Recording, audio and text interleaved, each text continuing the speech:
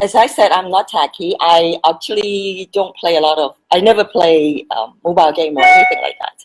I use my gadget purely for communication and business. Meaning like, well, honestly, I have 4 mobile phone and one PC and one, should I call iPad, whatever it is, with me, when I travel, be it for business or for personal communication. I am someone who wanted to be in touch with the world on a daily, hourly, minute basis. So I watch a lot of, current information and everything from, different websites. So that's why I need, I would say tools to get myself be informed of what's happening in the world. I always believe in, embrace, change and for convenience. We said that we could actually bring the products that are less sophisticated for the seniors. I would like to challenge that, simply because I think the seniors that are 70s and 80s were actually a very different lot of people from the people who are like 50s, 60s. Their needs, their affluence and all that is very different. We may not need less sophisticated devices. We actually can handle more sophisticated devices. I think that is actually quite important to differentiate that not all seniors are the same. Not just individual needs, but the band of seniors that you are handling has to be differentiated. Yeah. So we actually learn about cohort. So basically, there are different cohort of people where they grew up in a different environment in a historical time and also through their experiences. So some are probably more familiar with technology, especially the young old, whereas those who grew up probably in the pioneer generation, they may not have exposed to that during their school time. So they are taking more time to learn.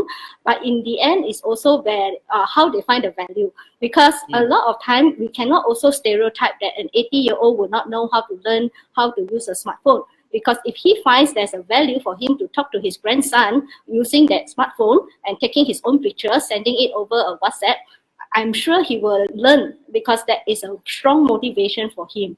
So again, yes, there will be a cohort effect, but stereotyping is not to be seen as if you are at that cohort, you will behave that way. So similarly, I think anybody who's doing technology for the senior group, they have to understand who they are designing for and what are the value they bring to the table. My mom is 84 and she drives and she is very motivated, of course, to use the phone for WhatsApp. She WhatsApp me pictures and all. You're right, you cannot stereotype. Well, let me share a personal experience also. If my sister, who is now in Hong Kong, is watching, I'm now talking about you. So she's one of my closest sister, and at one time she was in the Vancouver airport, and it was the first time that she really went to the information counter asking, how could I connect to Wi-Fi? And she was 65 years old. Well, now that to her is a big, big step to go on to the technology and internet. Right? Normally, it's a 9-year-old who's saying that, well, the first thing into an airport is getting Wi-Fi. And she tried to get connected to the Wi-Fi. She couldn't. So she went to the information center and asked how to get it on. Of course, she did get on the Wi-Fi there. Now, that is one example of saying that, well, talking about stereotype, talking about the perception about the senior, and if I may reinforce the heterogeneous nature of the senior nowadays, to those designers for technology, to those people who are really working in the senior field there, please really look at different cohorts, look at different segment, different section within this 1.3 billion seniors by 2030. Then we may have come up with better technology, more popular technology for the senior there. So there's a little bit of the sharing on a personal basis. Some point to share is like nowadays the market, like seniors or young adults, like equivalent, the differences, the preferences and the needs are getting more and more diverse.